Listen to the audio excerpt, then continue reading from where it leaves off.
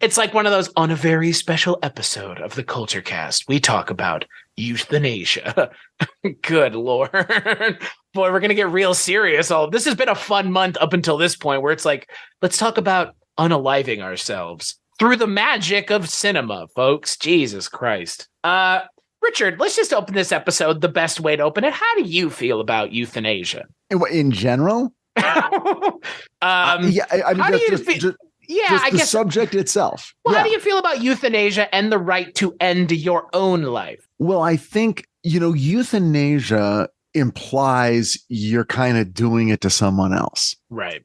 Whereas, suicide or assisted suicide, or, in the case of this movie, somebody with a terminal degenerative illness or a sort of consistent physically limited state choosing to end their own life, that I don't want to say I don't have a problem with it, but I guess I come down on the side of that has to be someone's decision, the individual. I couldn't agree more. I mean, it's a, I'm sure we're going to talk more about it as we talk about the movie, because that's what the movie is. One of the many things that the movie is interested in talking about is kind of the right to end one's life with dignity as opposed to living indignantly, as Ramón Sampedro would probably say, as I'm sure he did say multiple times. Unfortunately, not a lot of things with him in real life that were translated to English, unfortunately.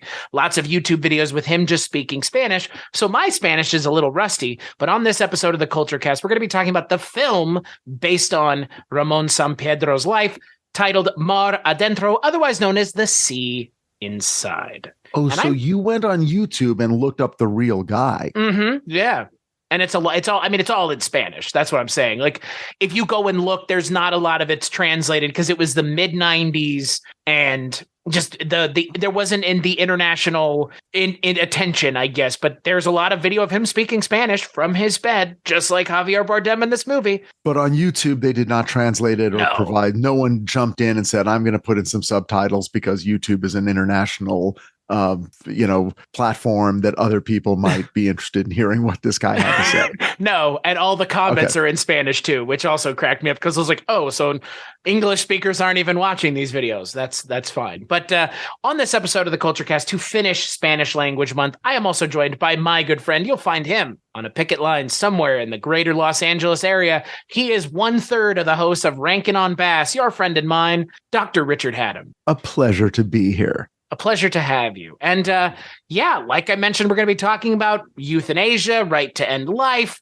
Javier Bardem's hair choices, and whether or not he looks good bald, and a whole lot of other things, because we're going to be getting into Alejandro Amenábar's Mar Adentro.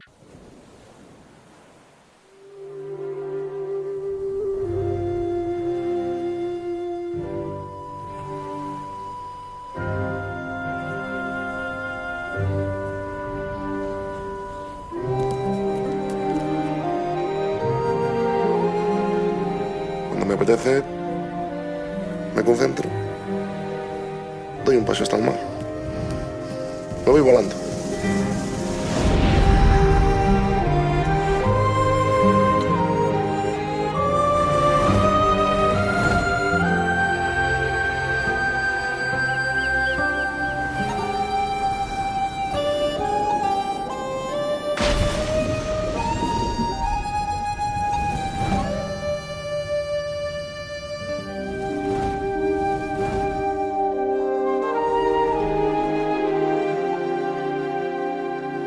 La vida para mí en este estado, la vida así no es digna. Tú estás ahí sentada, ¿no? A menos de 2 metros. Pues para mí, esos 2 metros es un viaje imposible.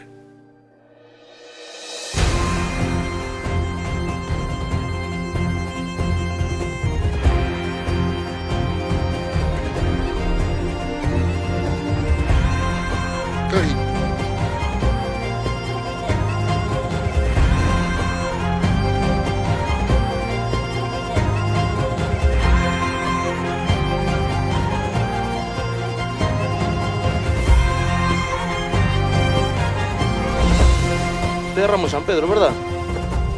Tenía yo ganas de llevarlo, hombre.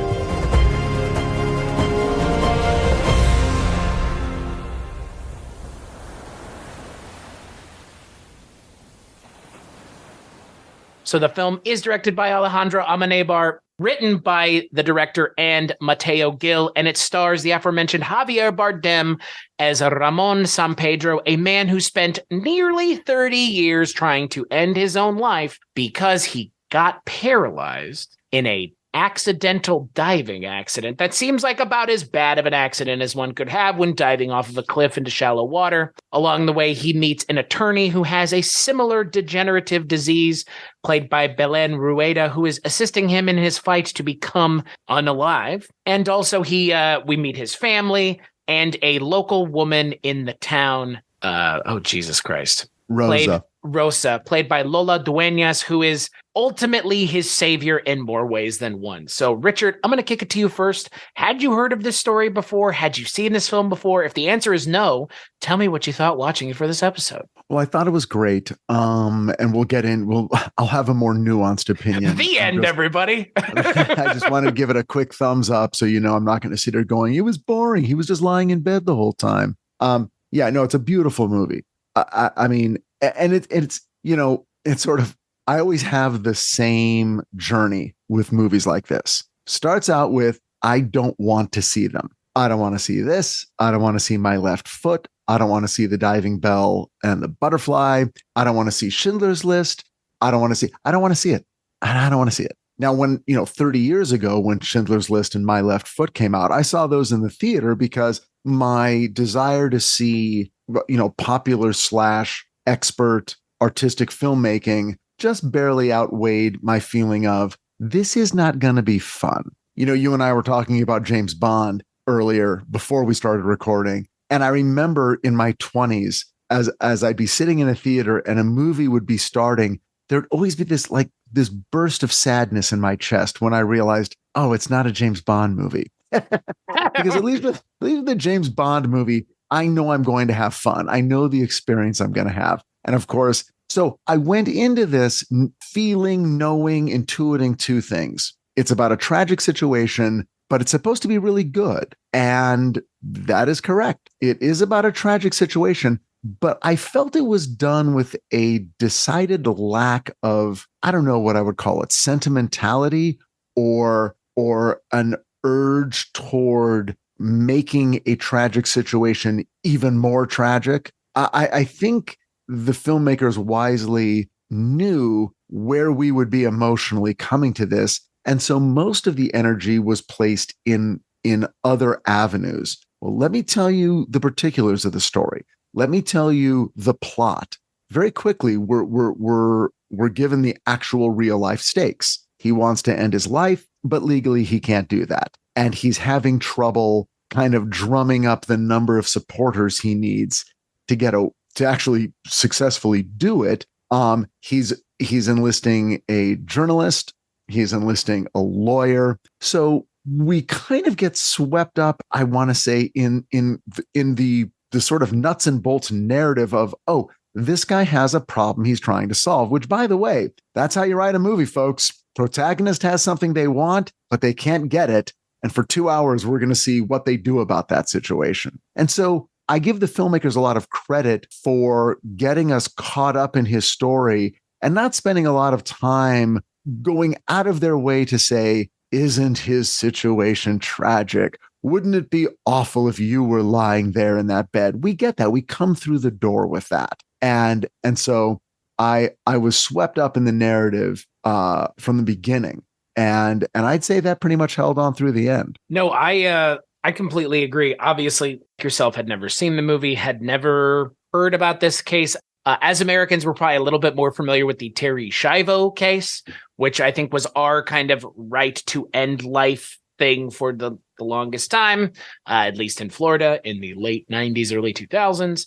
And so this story was not foreign to me, but again, I did not know the particulars other than, like you mentioned, he's a man trying to die with dignity, and he's up against the largest body of government possible, which is the Spanish government, to be recognized as someone who can do this legally on his own terms. And I enjoyed that story. I enjoyed that aspect of the story. Obviously, his kind of relationships with Rosa and Julia are the bigger kind of pillars that hold the movie up. And then there's kind of these smaller relationships that he has with his caretaker, who is his sister-in-law, Manuela, and then his brother and his father are there as well. But his brother and his father are kind of not as present, and they represent an older way of thinking, a more, I wouldn't say masculine way of thinking, but it's an older school style of thinking that they just cannot, for whatever fucking reason,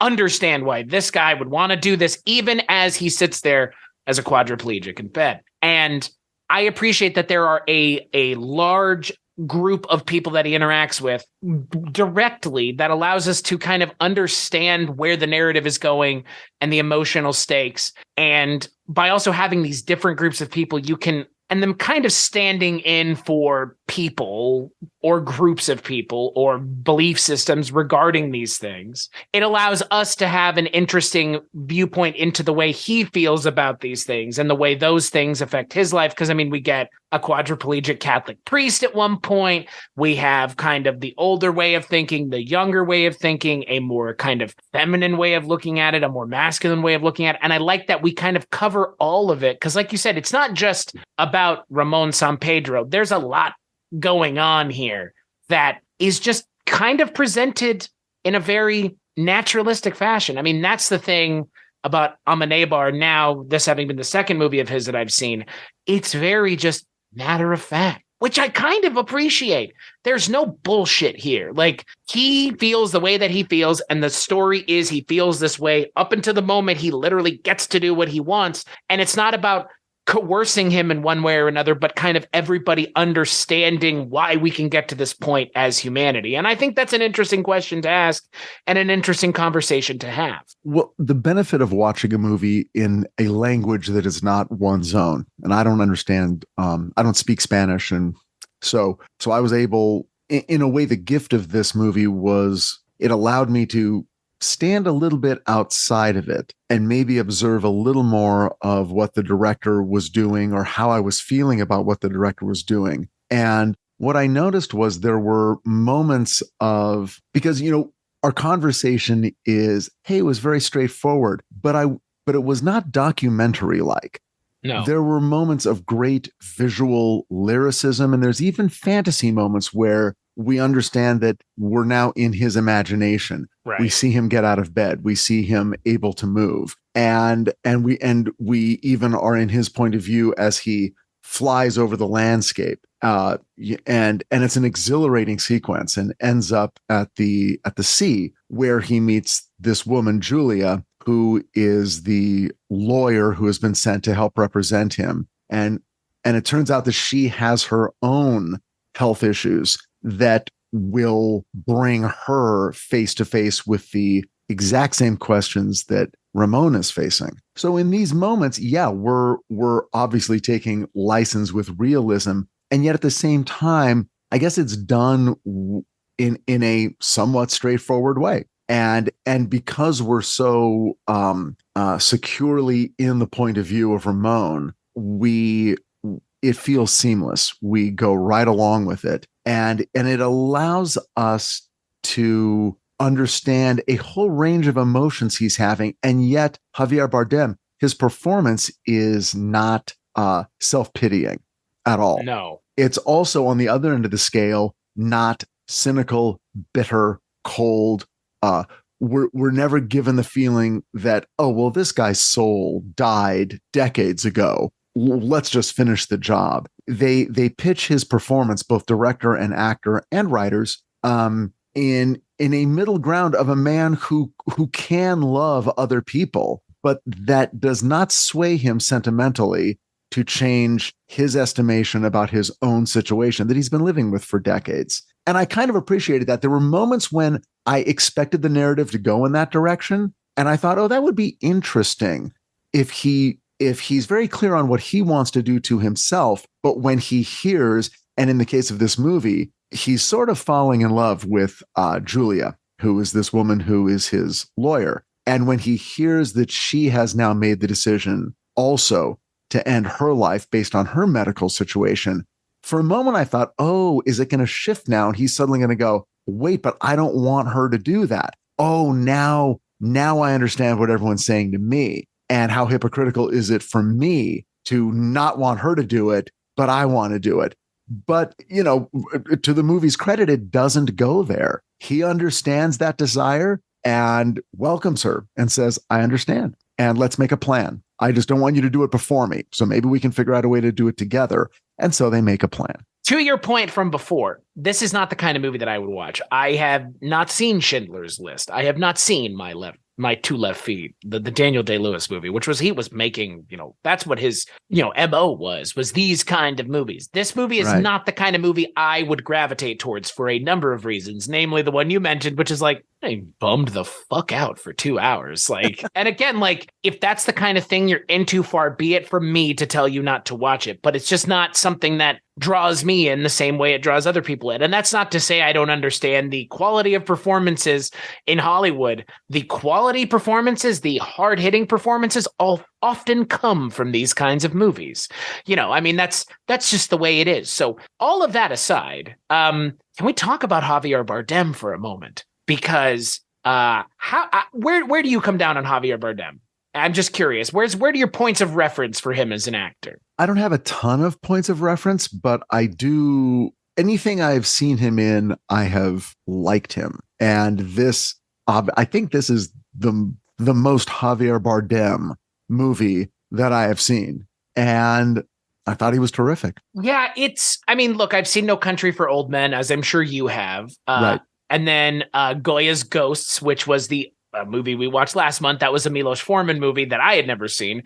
And he was fine in that. He was not the problem in that. But then, you mentioned James Bond. He always comes to mind as a Bond villain from Skyfall, which I think he's good in a otherwise kind of whatever movie. And then Mike White brought this up the last time we talked about Javier Bardem, which was probably on that Goya's Ghost episode. He's actually a lot of fun in that Pirates of the Caribbean movie that came out, Dead Men Tell No Tales. He's a lot of fun. He plays the villain and he's just hamming it the fuck up the entire time. Yeah. And that for me is kind of what I think of when I think of Javier Bardem. Like the things I've seen him in, he commits 100%. Like he's maybe not a method actor, quote unquote. I've never heard that leveled against him or any of those kind of things that you hear about, Daniel Day-Lewis was in character and blah, blah, blah, all that. Like, right. I've never heard that about Bardem, but to your point, this is the most Javier Bardem movie I've ever seen. I mean, this is him.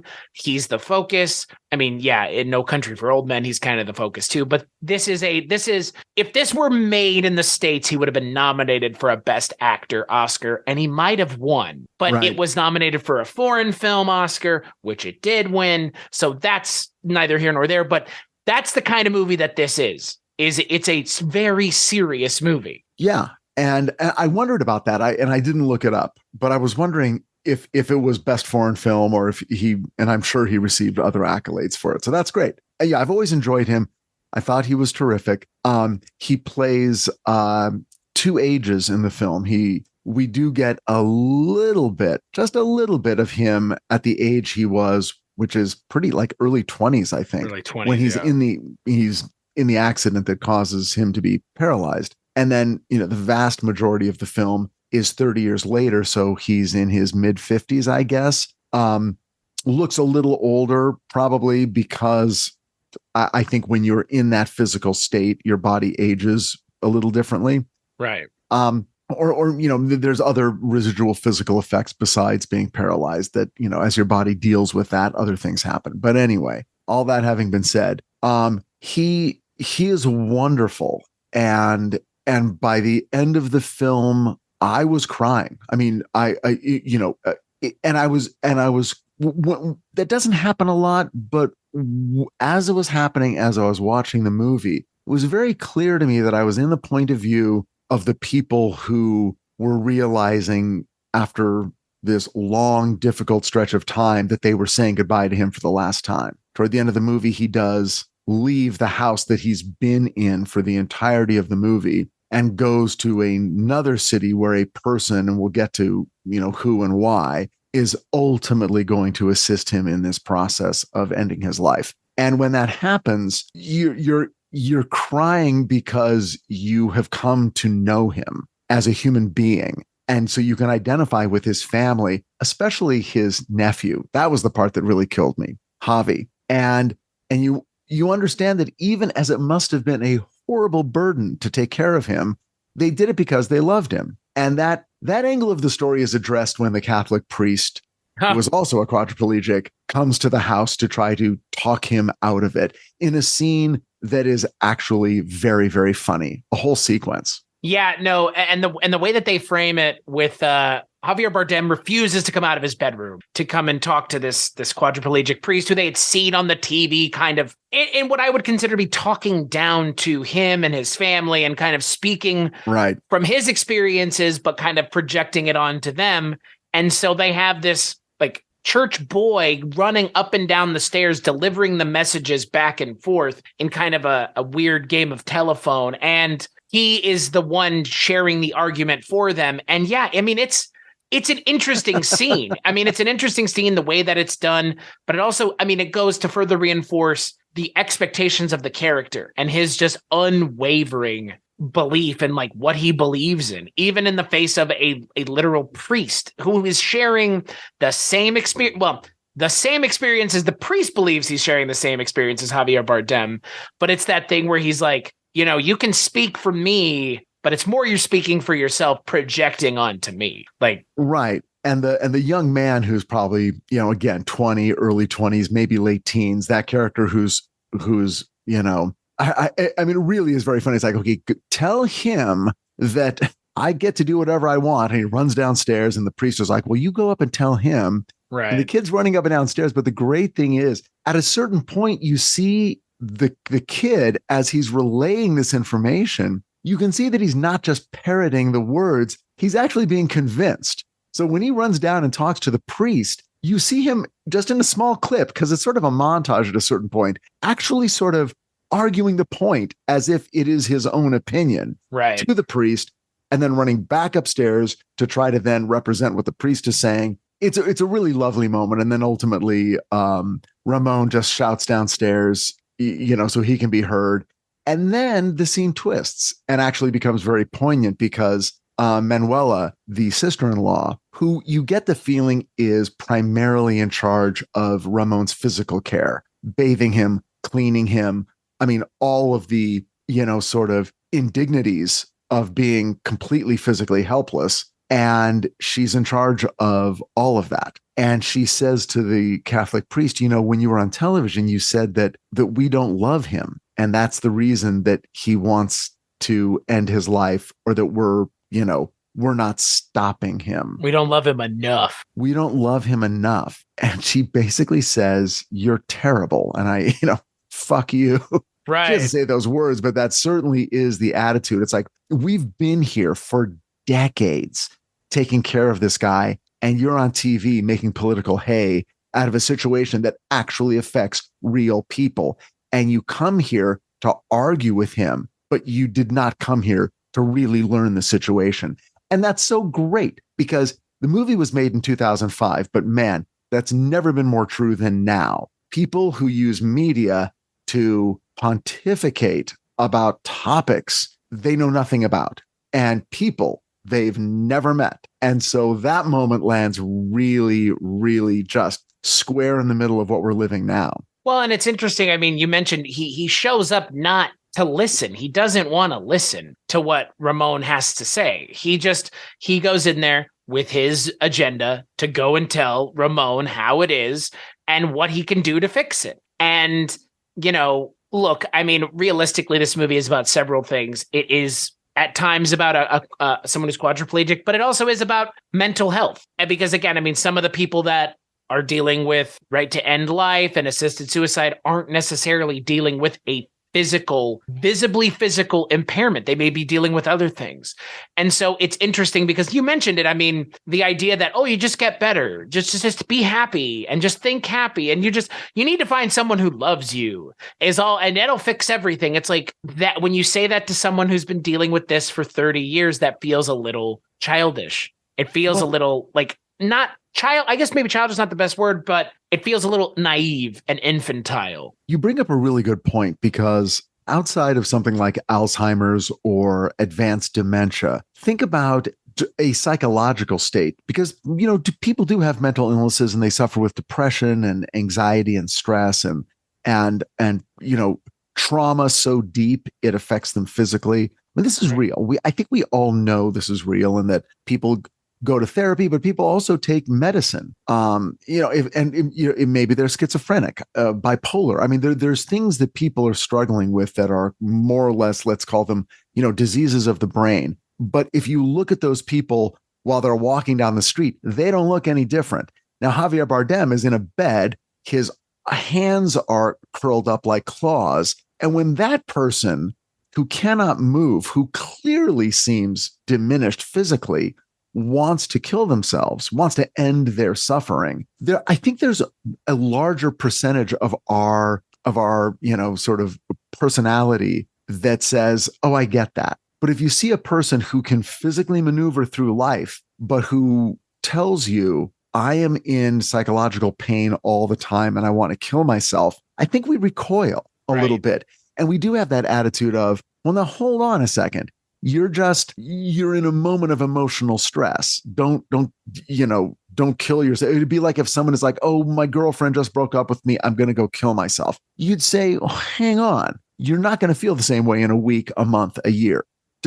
Just stick with us. But there are people with psychological conditions where no, they wake up every day with crippling psychological pain that keeps them from moving through their life in the way they want to. Yes, that feels solvable, because we're like, well, maybe there's drugs, maybe there's some sort of technique, some antidepressant, something that can work for you, some sort of pharmaceutical cure. Maybe there is and maybe there isn't. But I think we would have a harder time. It'd be tough to make that movie. Mm-hmm. Oh, yeah. And for us to go, what? I think we as an audience would have trouble with that, unless we were someone who suffered with it. Right. Well, and that is the other thing. Obviously, far be it for me to tell anyone this, but you can make the decision to unalive yourself in a number of ways. The real crux of the matter here with him is he was unable to do it himself, and the government is unwilling and unyielding in their belief that you can't have someone help you do something that you want to do, that you have said, I will sign anything, I will make anything clear to you that this is my choice and I'm wanting to do this. And that's the legal problem here. I mean, again, he's having a hard time convincing the people in his life that he wants to die. That's one thing, but he also has to legally be able to do it theoretically. Right. And well, they did, and they, more credit to the movie. They bring us to court and they have a character explain it, just as you did. If someone attempts suicide and it's not successful, we never prosecute. But if someone tries to have someone help them commit suicide, we consider that person a party to possible homicide. Right. Now, why are we doing that? And, where do we draw the ethical line, especially when you have an example here where a person, has been expressing that same desire for decades based on an actual physical condition. So it's very interesting, even on a, sort of LA law kind of level, or a Good Wife sort of level. You're like, oh yeah, there's an interesting legal question here. Now, I thought it was really interesting when it was revealed, because it's a reveal in the movie, that Julia is struggling with a degenerative disease that's not going to get better and is incurable. We see that she has a cane, but we don't really know why. And it's not until after she suffers a stroke in sort of the, first half of the movie, that her situation is laid out and articulated very clearly. She's having a series of strokes. It's based on a disease she has. This last stroke affected her legs. She's now in a wheelchair. She's going to have more strokes. There's nothing they can do about it. And we don't know when they're going to happen, but they will continue to diminish her physically and mentally. Right. And so for her, the question is almost, because it's not the exact same situation, but the question is almost, I need to make this decision ahead of time before I lose the mental capacity to make any decision for myself at all. Which is what happened to Terry Schiavo. That's the, Well, well, she was unable to make she was literally unable to make the decision for herself. And at the end of the movie, it seems like the character of Julia has come to that point. She's still cognizant of where she is, but she would not be seen as able to make decisions on her own at that point. No, we have, at the end of the movie, we are clearly at the point where she is no longer going to be able to articulate her wishes or even be fully aware of them consciously herself. The Terry Schiavo thing, and we're going back into American, I would say political mass media history, but it was so the entire argument was repellent because Terry Schiavo had no voice. Right. Literally none. She was a person in a vegetative state, which of course made it the perfect American spectacle, because it was a bunch of people with a political football screaming at each other, and the person themselves became beside the point. Mm-hmm. They were just an object over which we're going to argue our points of view that the people on the other side find repellent. And that was, so that to me was an excruciating public event to witness on any level. Where here, this is different. Okay, so let's sort of step through that storyline. So Julia becomes emotionally close to Ramon, and part of that is through his writing, because he's done writing. He is able to write. He holds, a writing instrument in his mouth, and with the help of other people in his family, he's able to get his thoughts on paper. And she reads those and gets to know him through his writing, which we are told, and which we sample a little bit, but we come to understand his writing is beautiful. Right. And it means something to her, and it gives her a window into his soul. And as his lawyer, she feels she really needs to know him as a person so she can advocate for him as best she can. But what it really does is it leads to the closest we're going to come to a romance in this movie. Right. Their foreplay is sharing a cigarette. Their consummation is a kiss. That's the entirety of it, except for the obvious emotional weight behind those things. Because after a while, that he's feeling feelings for her. He says he is. He talks about how he fantasizes about her. And he's very clear that in these fantasies, he is a fully capable man, and is able to approach her in that way. And maybe it's because she suffers from this condition. He is able to have such evolved feelings in this way about her, because in a way, she is the only real person to him, because she is the only one who is close to sharing his physical situation. Well, he even mentions, like, I wouldn't want a lawyer to represent me that didn't understand this, at least, like, more intimately than like, oh, I'm going to represent you, but I don't have anyone in my family, or I don't have anything. It's like, I want someone to represent me that is actually going through something about as bad or just as bad as what I'm dealing with. Right. He wants somebody with flesh in the game. Right. So they come up with a plan when her situation deteriorates. And the plan is, let's get this book published. I want to put together your poems, and we're going to work on a few more, and we're going to leave it as sort of a testament. This will be your final word as a living human being, and we'll get it published. And then once it's published, I will bring you the first copy. And that is the day you and I will end our lives together. So that's the plan. Now, I will say, and again, spoiler alert, this is not what happens. Right. By the time the book gets published, she does not do this. Now, we're not given a ton of explanation as to the exact moment she changed her mind or why. We're not given an incident that explains her change of heart. All we know is that a book arrives at his house through the mail, not through her, but with a note that doesn't come right out and say it, but basically implies, I've changed my mind. Here's your book. I can't do it. Right? Right. And this is devastating to him. This is as cruel a betrayal as we're going to see in this movie. I guess the character of Julia, I appreciate her introduction into the story. I couldn't find any information about that being a real person in his life. But I feel like that, I don't know how I feel about where that relationship ultimately goes in the movie. It's not that it ends in such a bizarre way, but it ends in a way that feels almost atypical of the narrative that the movie's presenting, which is not leaning on the melancholy of things. And that feels just like the one kind of really melancholy heavy moment of the movie. Well, and yet it still feels anticlimactic, right? Because it doesn't provide us I would say, and I don't want to be the guy who says, "Oh, American movies are this way, and movies from choose your other culture are this other way." But let me put it this way: if I turned my script in, I think one of the notes I would get is, "Hey, we love the idea that she changes her mind.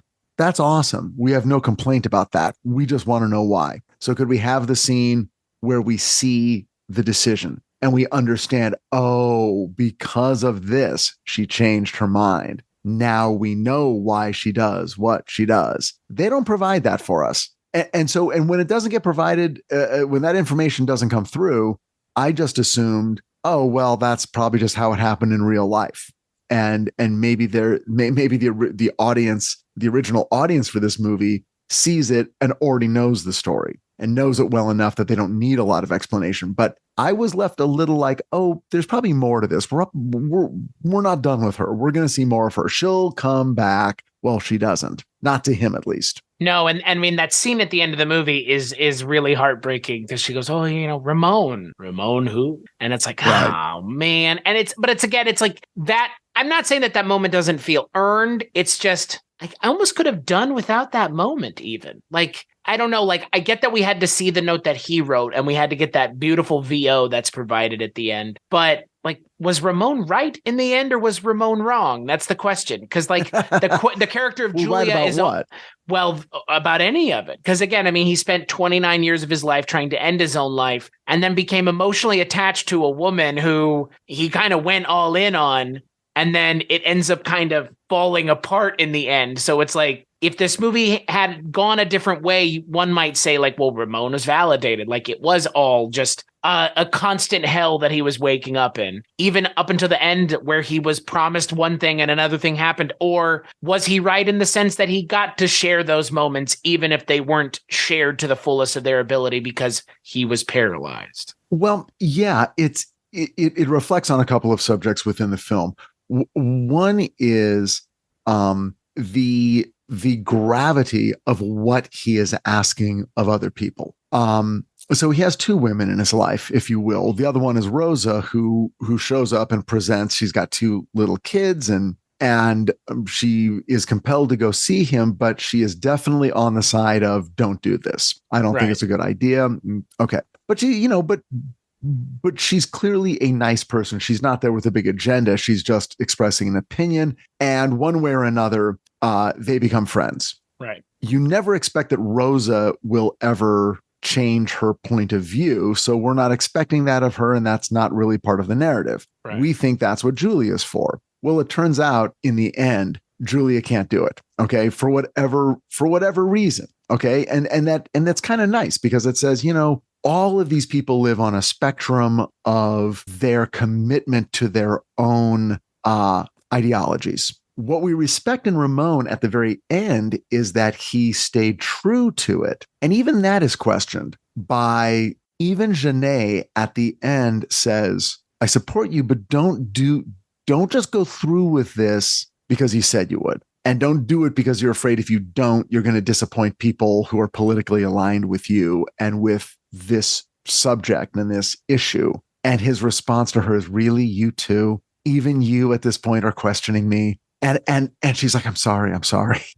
But what it does is it reassures the viewer. I know what it is I want. Every one of you is questioning it. Every one of you is getting gun shy when the moment of truth arrives, but I am not gun shy. And boy, is he not. That final moment of the film, man, he's like, okay, turn on the camera. Let me explain what I'm going to do here. And then he does it. And that's it. He doesn't hesitate either. Not at all. No. Which, I mean, again, there is a video out there of this. I didn't go searching for it, but it lasted 40 minutes of him struggling and kind of, he died over 40 minutes. I mean, it's not immediate. Potassium cyanide doesn't kill you immediately. And maybe it does if it's a big enough dose, but he was also given, best I can tell, all the information and research. This was a series of steps that existed to make sure that everybody didn't have enough on their hands to get in trouble for what they were doing to assist him in suicide. So they assisted him.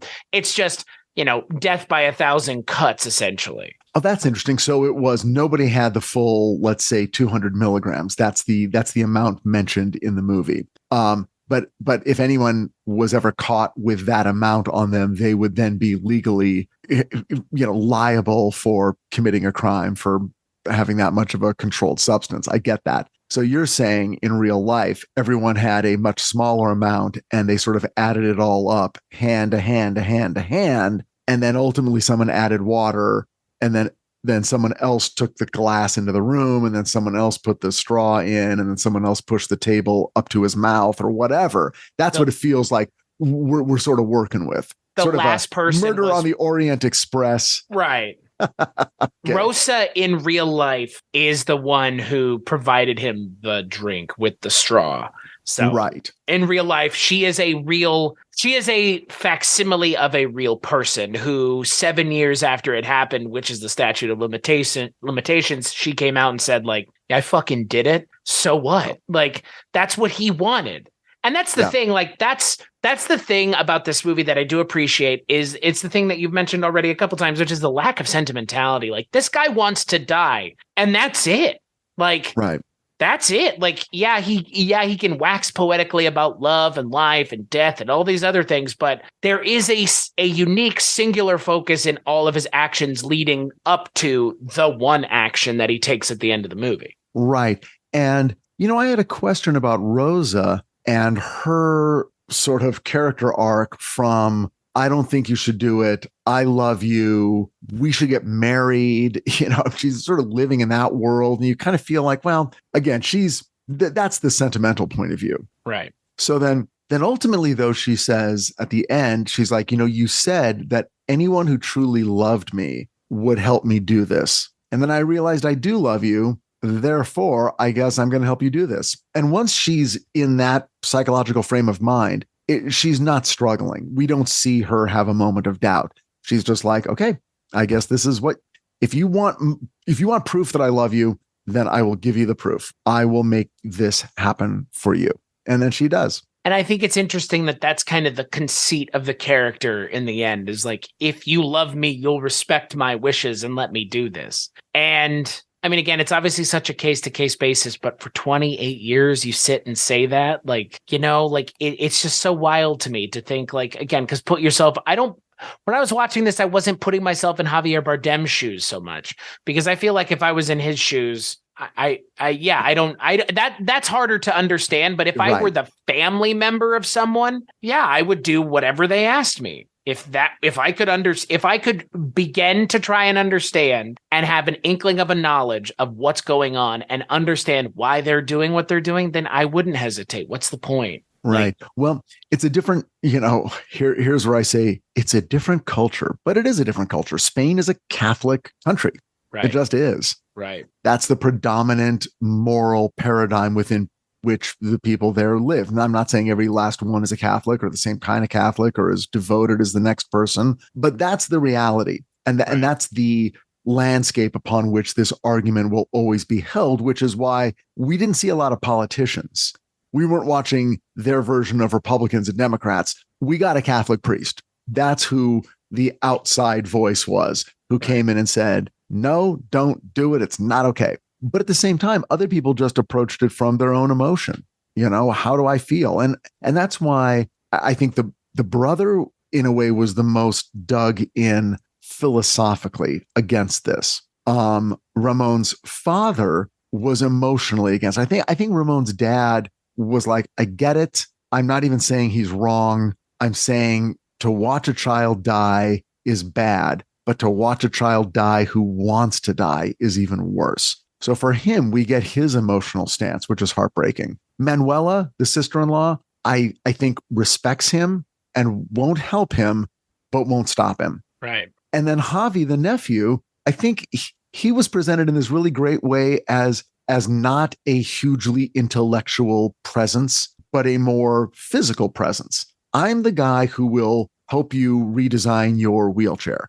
I'm the guy who will help you build a little machine here so you can write. Beyond that, I don't really think a lot or very deeply about anything. I sort of take things at face value. And what we see from him is that he understands what his uncle is going to do. He understands how much his uncle loves him, like a son. The poem that Ramón writes and dedicates to him finally clicks. And he becomes very emotional, maybe for the first time, when he says goodbye to his uncle. And then chases after the ambulance. Chases the ambulance for a while before he then very decisively stops. It's like he lets the emotion pass through him. He chases and then he stops. He doesn't collapse in the road in a heap of tears and scream at the sky. He stops and accepts, okay, no matter how I feel, this is going to happen. And so we even get his point of view.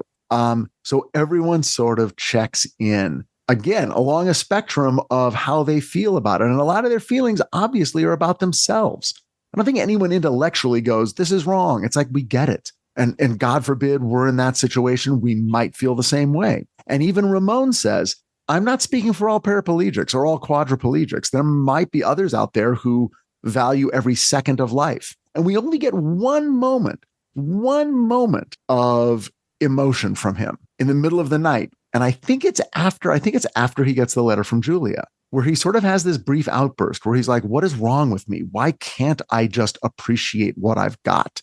Right. And the answer to those feelings are, give me some of those tranquilizers. Yeah, I need those drugs. And Manuel is suggesting it. She's like, let me give you your pills. You're freaking out. You'll calm down. You'll feel better. And he's like, give me a few extra. Ain't going to kill me. And she does, and it doesn't kill him. And by the next day, that storm has passed. Right. I like that scene a lot. And that's a really interesting scene because, like you mentioned, it is kind of the only, vulnerability of the character of Ramón. I mean, he puts on a pretty good face the entire movie. I mean, again, I feel like, obviously, because we're seeing this story 28 years on as opposed to year one or year two. They haven't done the Ramón Sampedro backstory prequel movies yet. We're still waiting.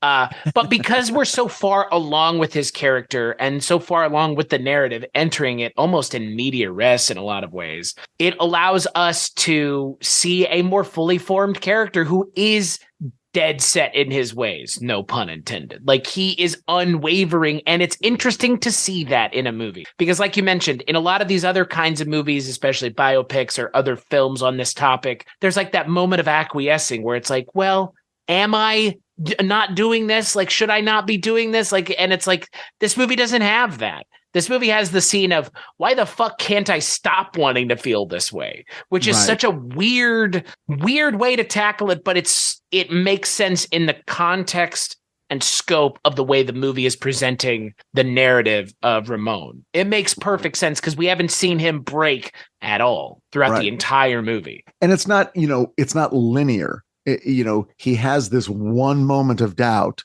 but then it goes away. And we're never led to believe that in those final moments, he's having a change of heart. No. It's like, I had the one long, dark night of the soul, but then I kind of got over it. And in the harsh light of day, I realized that, no, I still want what I want. And, if you were to put yourself in that position, I understand how you could get to this point. I mean, that scene where he's sitting there and it's right. I think it's like the first or second time he meets Julia and he's like, my hand is 5 inches from your hand and I cannot fucking move those. Those 5 inches seem like an impossible journey for me. Right. And it's like that puts it all in perspective. Like, again, it's hard to imagine what it would be like if you could not get up out of bed every day. And like, again, it's so much more than that. It's resigning yourself to that fact. It's accepting that. It's knowing that this is it forever. And there are ways to get out of the house and go out and do things. But Ramón has accepted the way life is going to be, not the experiences he's going to have,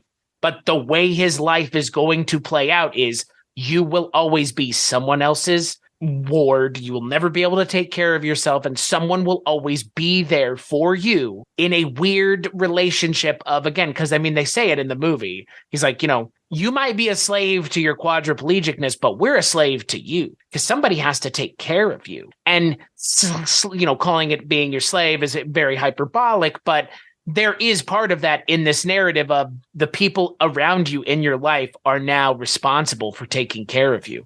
They're responsible for changing your catheter like she does at one point. I mean, that is where the idea of death with dignity and living a dignified life, that is where that comes in. And it's so fucking subjective. It's not objective. I mean, objectively, if you're a quadriplegic, your quality of life will be diminished from someone who can walk. Correct. However, those other things are a little harder to kind of say, well, this is a quantifiable thing. Like he says, there are plenty of people that are quadriplegic that live immensely engaging and fulfilling lives, but they're still quadriplegic. Well, okay, so you and I are sitting here running our mouths. Now, theoretically, we could do that if we were quadriplegics. We could still be doing this. Right. Which brings to mind a question that I hadn't considered until this moment. There has to be that podcast out there. There's got to be a podcast by a quadriplegic. I would think so. I just never looked for it. Yeah, there would have to be. Because if you're a person who, in this movie, he writes that he does have an impulse to communicate artistically. But if you were a person who was in that situation, one of the few things you could do was put your voice out on a microphone in a podcast. Right. That might be enough. That might be enough to go, you know what? I can still speak my thoughts. I can still reach people. And then I can go online and read their comments and respond. And all of which is to say, like he acknowledged in the movie, he's not speaking for everyone. He's just speaking for himself. Which I think is the important distinction, right? In all of this. I mean, again, and he makes it himself because, his book, Cartas desde el Infierno, which means letters from hell, which he mentions that kind of idea in the movie a couple times. He's like, I literally wake up in fucking hell every day. Oh, and I think it's those moments of fantastical realism that just like Water for Chocolate injects it in there to deal with these emotional feelings that these characters are having, like that. Those scenes of him flying out the window and flying to the beach and all that, it's like that is heaven for him. That's the only time he can experience what he believes to be a life worth living. And I wonder what his experience would have been like if he had been born quadriplegic, as opposed to someone who had it taken away from them by a mistake of their own. I mean, it's not like someone pushed him in, but he jumped and hit his head. But he was, I mean, again, there's a moment in the movie where Julia is looking at pictures of him and he's overseas and it all looks very poorly put together, unfortunately, but those photos in movies tend to, and they always make me laugh whenever they show them. But there's an interesting moment where it's cutting between the photos moving and Javier Bardem reliving that moment in the water. And he's like, this is what happens before you die, as you see things flash before your eyes. And it does that with the pictures, and it kind of mimics that thing that he's talking about. It's such an interesting scene in the way it's put together, but at the same time, it does make me wonder, like, for this guy, if he had been born quadriplegic, would he have felt this way? Or is it like, this was ripped away from me. My life, my autonomy was taken away, and I wish I had just fucking died right there. Like, I wish I had died. Like, I had a massive stroke and my brain is bleeding. I wish I just died on the operating table. It's like that. And yeah, I get that. And so in a way it feels like, yes, I want to end my own life, but also it feels like I want to correct the galactic mistake of the world bringing me back into it, because I, for all intents and purposes, should have died. And it's like he's also trying to correct a kind of a cosmic slight against himself, because there is that chip on his shoulder throughout the movie, and he really, like, Bardem does a good job of portraying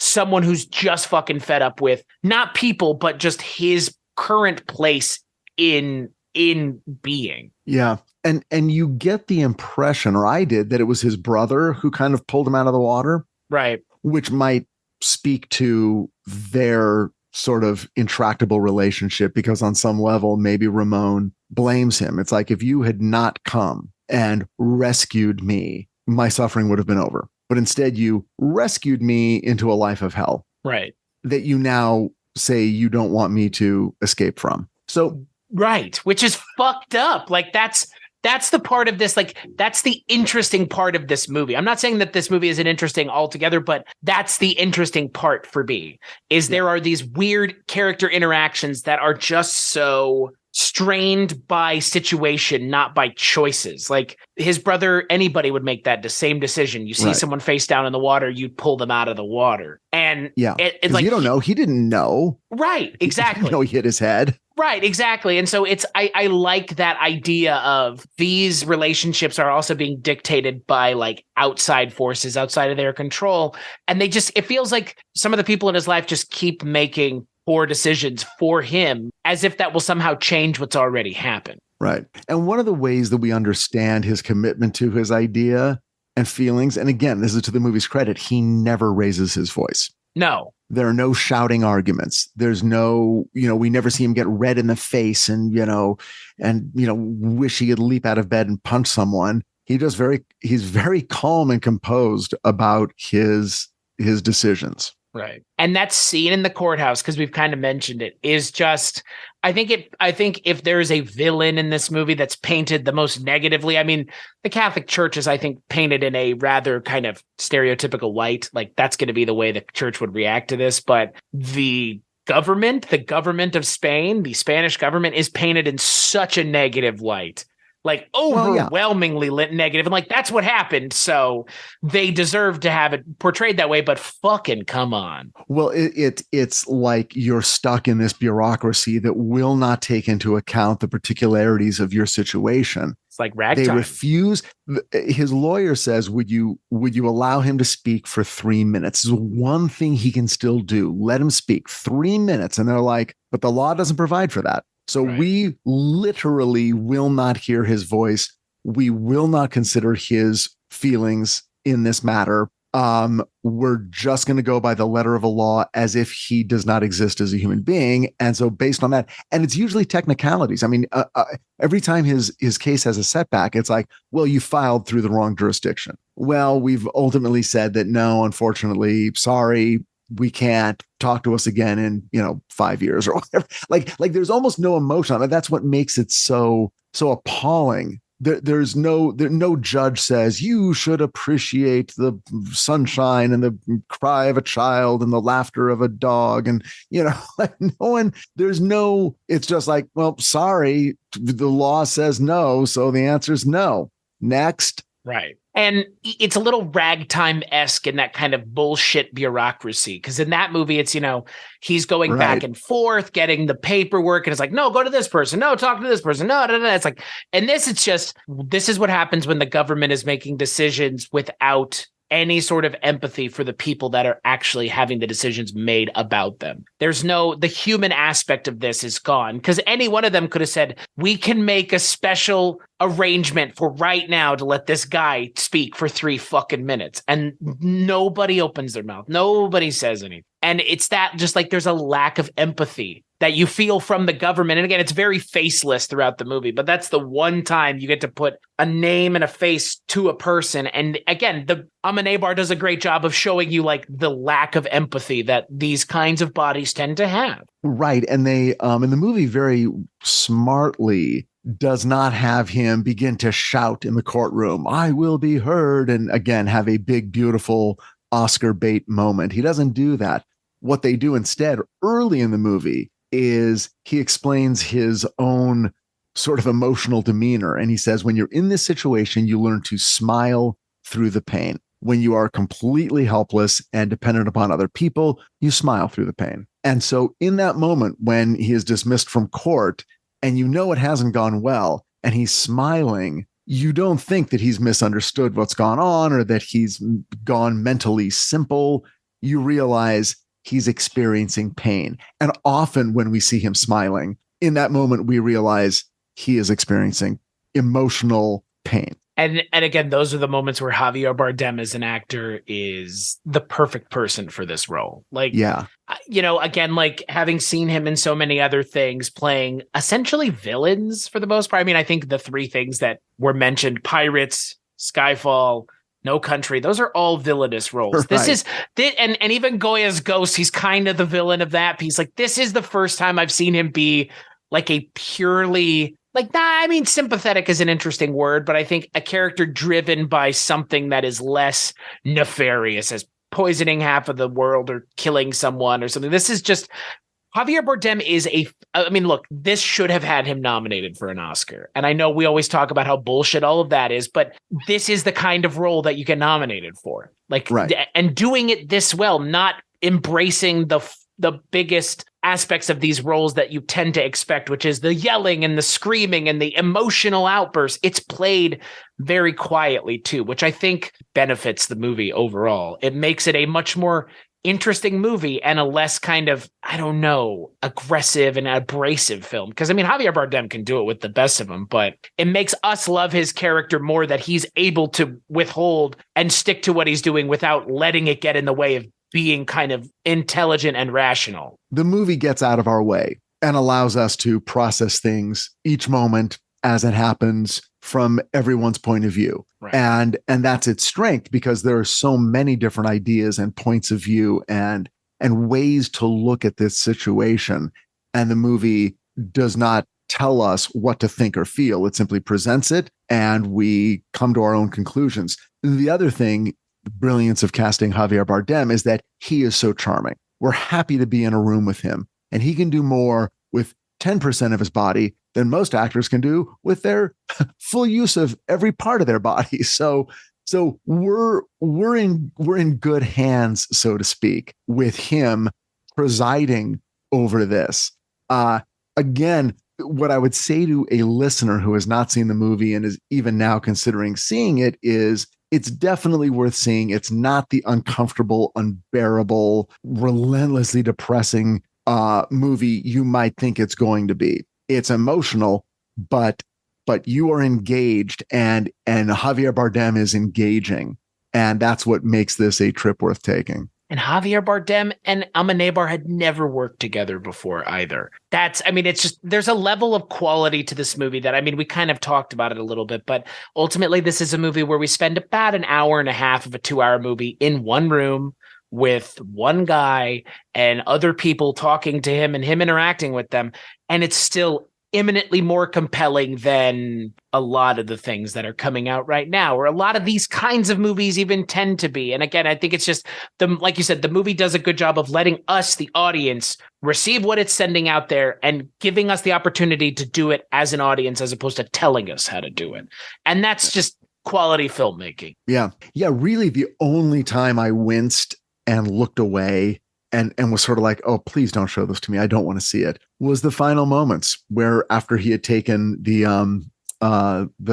cyanide, is it cyanide? Potassium cyanide. Potassium cyanide, yeah. And it's horrible to think that the real guy, suffered, if he did, for 40 minutes. I mean, it brings up the notion of, really? So this is now what a person in this situation is forced to do. Like, there is no structure in place that says, when you get to this point, here is a painless, stress-free procedure to undergo this transition without pain and physical agony, if that is indeed what happened. It's not apparent in what we see. It happens fairly quickly, and it doesn't necessarily look like he's experiencing horrible pain, but he is experiencing, I would call, the sort of agony of his transition, if you can put it that way. Well, what's interesting is, I just watched for the first time in a while Soylent Green. And there's a scene in that movie where the Edward G. Robinson character goes to end his own life through assisted suicide in that world. And in that universe where they're, spoilers for a movie from the 70s, eating people, even there they have assisted suicide. I mean, obviously it's for kind of a nefarious reason, but in that world, the assisted suicide is painless, it would seem. You're put on a slab, you watch these kind of beautiful images, and then I guess you're maybe gassed or something. Who knows? It's never. Look, I mean, I don't know about you. I've been in the position, it's very sad, but I've had to say goodbye to pets. Right. Yeah. And almost universally, the situation is this is an animal that has reached the end of its life. It's in pain for one situation or another. And the veterinarian is like, okay, we can now put this animal out of their misery. And you take that option, and it's like, okay, this first shot is going to relax them. And then we're going to do this next thing. And you should be here, and of course, a little bit of the pain is assuaged because the animal does not know what's happening. So there's no existential emotional threat to the animal. They just know, first of all, that their pain goes away for a moment and they're sort of relaxed. And then they literally go to sleep and then they pass away. Right. And you watch this and it's heartbreaking because you care about the animal, but then you're like, we don't offer this to human beings. Right. Well, I mean, so I'm actually surprised we never mentioned it up until this point in the episode. Jack Kevorkian, kind of the preeminent, assisted suicide, at least in this country, other than the Terry Schiavo case, is Mr. Kevorkian, who was providing this in his van to people in the Pacific Northwest. You can see that van at Zach Bagans' Haunted Museum, and it is an interesting piece of American ephemera, or Americana ephemera, because again, he was tried and all sorts of stuff for essentially doing what other people asked him to do, providing a service that we provide to, like you mentioned, beings that we perceive to be less intelligent than us. And so yet we're unable to offer it to ourselves. The sarcopod, right. I'm sure you know about the sarcopod, which is the thing that it's like a giant sarcophagus that they pump nitrogen into. And that is like, it's like sitting in the car with the hose in your car, but instead of carbon dioxide. Is that considered a peaceful, painless way to go? Yeah, it prevents panic and stuff. Nitrogen, apparently, it helps prevent people panicking and freaking out. And that I think that's been used in Switzerland. I've seen photos of like someone who's in it using it. Like we've come a long way from 1996 when this happened, thankfully. But the conversation is still there. The people that were against it then are against it now for the same, in my opinion, less than informed reasons. Right. I think obviously religion plays a large role, but yeah, it does. It seems like there should be a way to at least address the issue of, is a person acting on their own will? Does someone come in? Is a statement made? Is there a procedure over the course of weeks? Do we talk to the caregivers? Are the caregivers switched out? Because I'm sure, look, there's always the argument, well, the husband helped kill his wife. Well, that dude just wanted to start dating.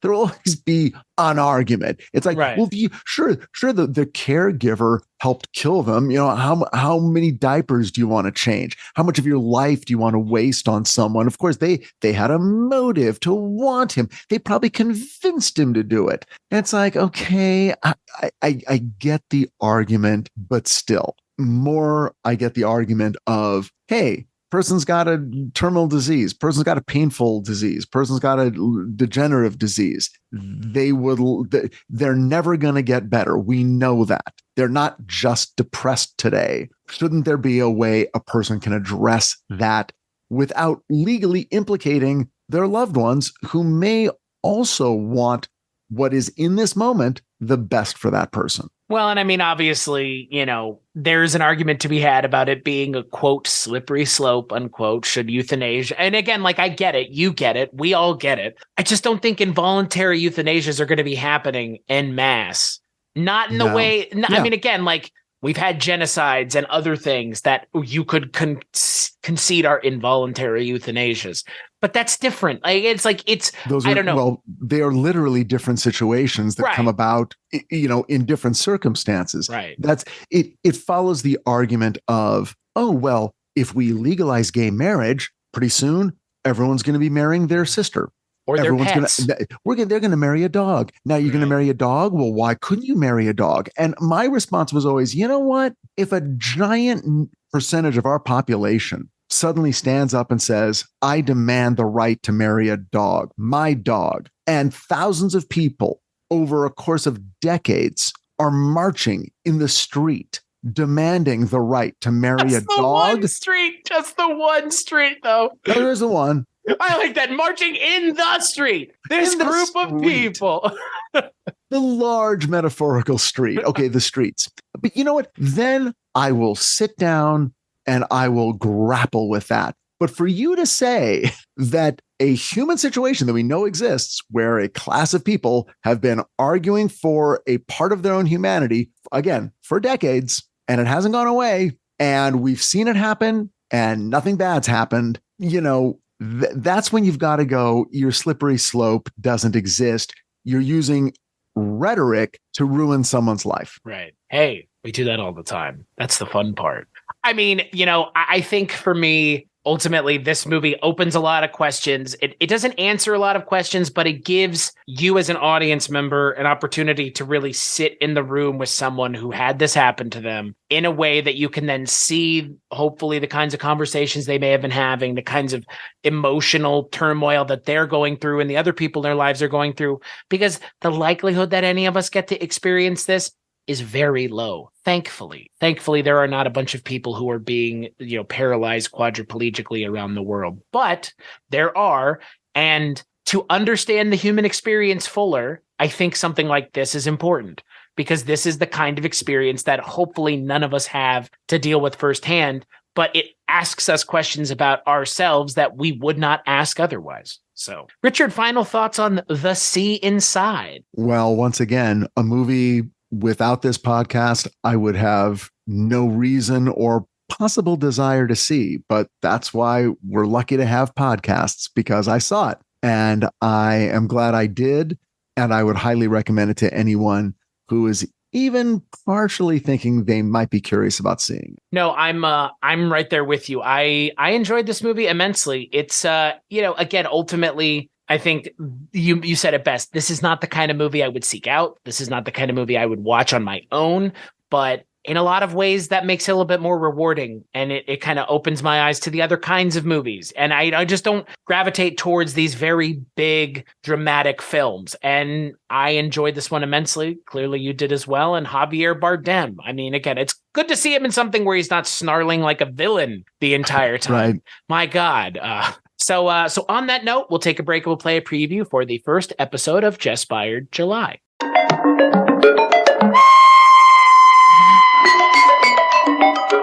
Night Dreams is mesmerizing. Night Dreams is dazzling. Night Dreams is outrageous. Night Dreams is insane. Riveting. Night Dreams is hysterical. Better eat it before it gets cold. Night Dreams is surreal. Night Dreams is outlandish. Night Dreams is mysterious. Night Dreams is relentless, magnetic, bleak, erotic. Night Dreams is indecent. Night Dreams is flaming. Night Dreams is steamy. Night Dreams is disturbing. Night Dreams is monstrous. Night Dreams is mutant. Pain? Do you want to know what pain is? Night Dreams is kinetic. Night Dreams is sweeping. Night Dreams is ethereal. Night Dreams is mind-boggling.